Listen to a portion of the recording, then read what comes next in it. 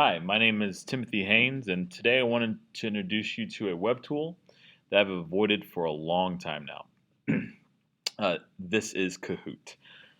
Well, I thought Kahoot was oversimplified and boring, but ever since we had to do that class technology survey, a majority of my students requested that I learn Kahoot, and so that is what I did for this. is I learned Kahoot. So I'm not an expert at all. For Kahoot, but I am going to be learning it for my students and hopefully learning with you. Students think that this is a fun tool, and the only reason why I've not picked this up was because I was just a little bit afraid.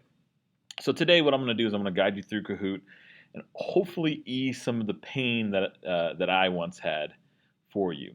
Okay, so this is Kahoot, and at the bottom of the page, they're going to ask you, like if you go to kahoot.it, it'll pop this up. And most of the students will see this once you actually tell them to go to this website, and the game pin will make a lot more sense in a minute. Okay, so go to Get Kahoot, and once you click Get Kahoot, it's going to ask you for to make an account or to log in. Okay, so once you make the account, you put all your information in, you're going to get to this page. So this page is asking me to create Kahoots, quizzes, jumbles, discussions, and surveys. So um, let's just do it. So when I make a quiz, I can name it theater. Sometimes you have to do a description, so hashtag maybe theater Haynes, that's fine. Audience is school, and I'm just going to kind of go through this kind of quickly, but you can have the images, credit your sources, things like that, so the kids would know. Add a question. So I'll just write Shakespeare, but obviously a real question would be better. I'm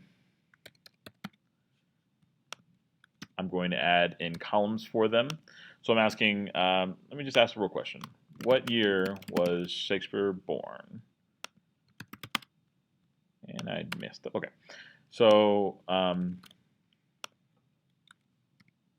right.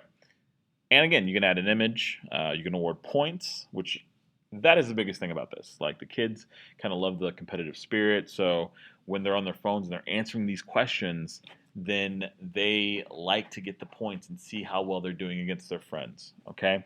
So I'm pushing next.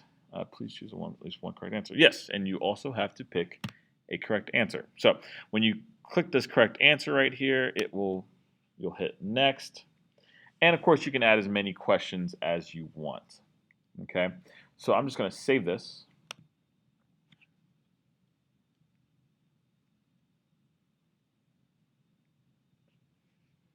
Takes a little bit here. Okay, so I'm just going to play it for you guys. And you're not going to be able to see my phone, but you can kind of understand what it's going to look like in your facilitator computer. Okay, so you have teams, or you can have player versus players. Most people are going to want to do teams, in my experience, but there are a lot of people who are the loners. So we're going to do one. It's going to kind of generate this game pin. So the game pin right there is join at Kahoot.it, game pin right here. So you'd have it on your projector. 7662350. So I'm using my own personal cell phone. Some kids like to use their own computers. That's fine. So you will press enter on that. It's going to ask them for a nickname, and that's when you want to tell the kids to just make sure that they put their last names, their first names. For me, I say put any name you want, just make sure that it's school appropriate, and we are good to go. Okay. Um, so I put Haynes in as my nickname, and I'll start it.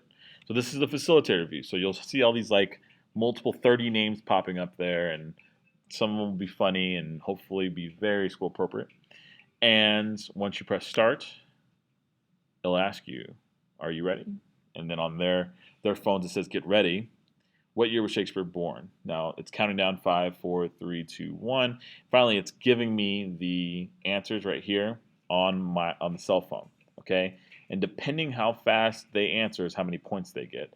So if I'm pressing the right answer, late, it's going to give me less points than if I press the answer quicker, okay? So that's the right answer. It'll show you when there's more people playing how many answered red, blue, yellow, green. Now here's the thing. If red is the correct answer and the majority of your students don't know that red is the correct answer, 1564, then maybe that is a reteaching point for you as a teacher. We maybe went through that too fast, or something needs to be really evaluated. So when I first did Kahoot, I really thought that we couldn't get anything out of Kahoot and that it was just a game. But if you think hard enough and if enough people are answering the correct answers right, then you're fine. But it's definitely a good review piece. All right, and then it says top scorers, and then it'll have all the top scores of the people who played the game, and they can rate it for you, and they can tell you how they feel about it. And you can save the results, which is cool. All right, so something that I thought was pretty awesome was the jumble. Now, if Kahoot so far has been just too much like, I'm not sure about it, maybe it needs to be better, jumble is even better, okay? So jumble, you have to answer these questions in the right order. So if you have questions that you would like for them to answer in a specific order, this is how you do it, is the jumble quiz. So this is a little bit crazier. I'm just going to make up a kind of a ridiculous thing here. But hashtag years, theater, audience, always have to have that is required. And then you say, okay, go. Ask a dumb question. What year is the closest? Just because I'm making up these questions. 2016, 2017, oops, sorry, 15, 2014, and then 2016. No, 13. Okay, next. And then that's it. Then you save it. And again, you want to do the same thing that we went through before.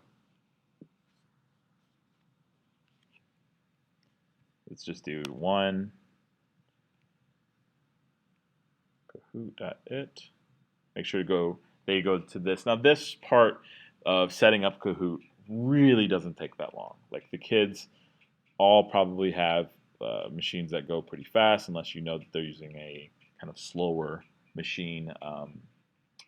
Here at my school, we all use MacBook Pros, so we go a little faster, hopefully. So we're going to enter this pen, put their nickname, and then again, you'll have all these nicknames here. Safest way, though, just tell them to put their first name or their last name or their team name.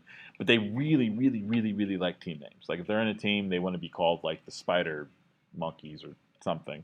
I know it sounds ridiculous, but for them just to have that little bit of fun, like they really like it, okay?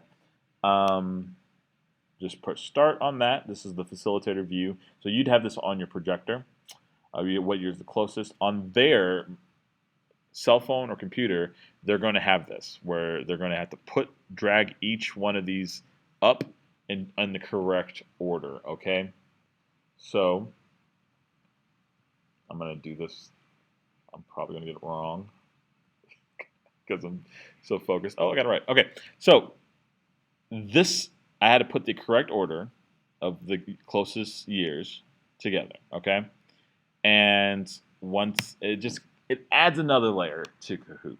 I think that it's actually really cool that they added this feature onto it because, again, those questions are really valuable, and sometimes you just need to ask them. I'm not sure how many questions you're going to get with that, but it's there for you. All right. Well, in short, I didn't really like Kahoot at first. But like I said, every single student that I've talked to that answered those surveys said that they love Kahoot. They cannot stop talking about how fun Kahoot is.